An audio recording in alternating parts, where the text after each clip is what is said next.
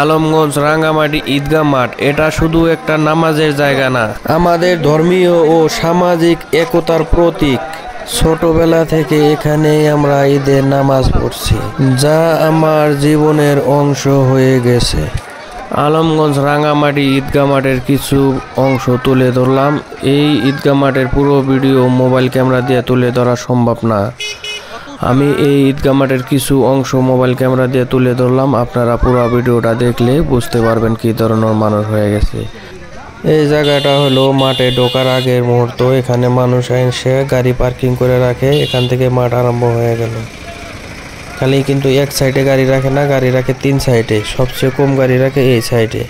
এটা আমাদের গ্রামের খুব বলে, এদিকে গাড়ি খুব কম রাখে। এদিকের মানুষ বেশিরভাগ বাইক, স্কুটি, টোটো এগুলা নিয়ে এসে থাকে। আর কিছুক্ষণ পরে দেখতে পারবেন অরিজিনাল মাঠে কত মানুষ হয়েছে।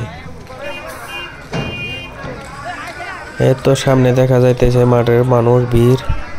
এই বছর কিন্তু ঈদগাহ মাঠ ফিল লোড হয়ে নামাজ কিন্তু রোডেও 3 লাইন 4 লাইন পড়া হয়েছে, কারণ প্রতি বছরই মানুষ বেশি হয়ে থাকে এই মাঠে, যেটা প্রতি বছর নিজের রেকর্ড নিজেই ভাঙতে থাকে। ঈদগাহ মাঠে নামাজ পড়ার জন্য বহুত দূরে থেকে মানুষ আয়া থাকে ডাম্পার বাস রিজার্ভ করে।